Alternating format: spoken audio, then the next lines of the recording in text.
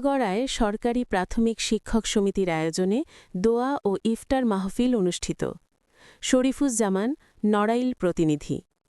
লোহাগড়ায় সরকারি প্রাথমিক শিক্ষক সমিতির আয়োজনে দোয়া ও ইফতার মাহফিল অনুষ্ঠিত হয়েছে।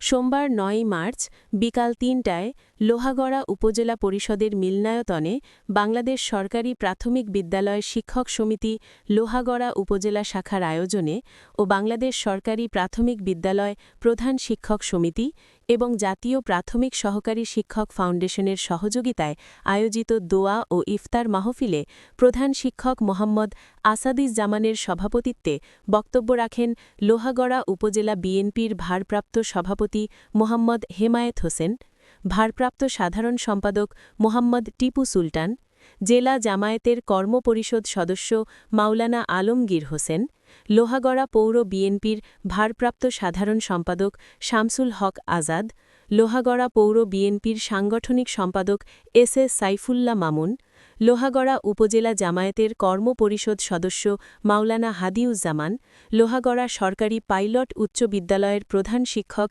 এস হায়াতুজ্জামান, প্রধান শিক্ষক কাজী কামরুল হুদা, আব্দুল হান্নান সহ প্রমুখ।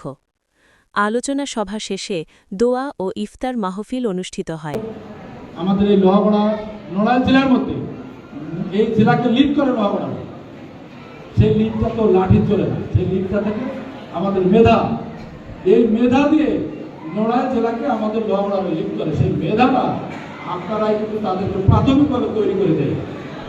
এই জন্য বলবো, অনেক স্কুলে অনেক ভালো শিক্ষা দেয়, পাশাপাশি একটু নেগেটিভও আছে, সেটা বললাম না।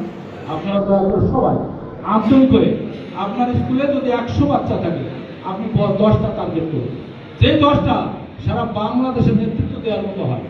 সেই 10টার কারণে আমরা যদি নড়াইল জেলার মতো মাথা উঁচু করে আমাদের পরবর্তী জেনারেশন বলতে পারে যে না, আমাদের নড়াইল যেমন জেলার অনেক অফিসাররা বলে যে নড়াইল জেলার নাম নড়াইল না হয়ে লোহাগড়া হলে ভালো।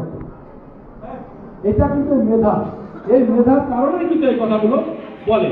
কারণ এখানে এই জেলার সমস্ত অফিসার আছে ডিসি, এসপি, তো এসে আসার পরে তিনি অন্তত আমাদের এই লোহাগড়া 20-50 জনকে স্যার বলতে হয়, সে স্যার সচিব হতে পারে, সে স্যার। আজকের এই ইফতার মাহফিলের আমাদের সম্মানিত মেহমানবৃন্দ, বিভিন্ন পর্যায়ের সরকারি পর্যায়ের কর্মকর্তাবৃন্দ, আমার বন্ধু সংগঠনের ভারপ্রাপ্ত সভাপতি সেক্রেটারিবৃন্দ, আমাদের জাতির বিবেক সম্মানিত সাংবাদিক বন্ধুগণ, আজকে জাতি গড়ার কারিগর সম্মানিত শিক্ষকবৃন্দদের সামনে আমি কিছু কথা বলতে পেরে আমি মহান আল্লাহ তাআলার কাছে শুকরিয়া আদায় করছি। আলহামদুলিল্লাহ।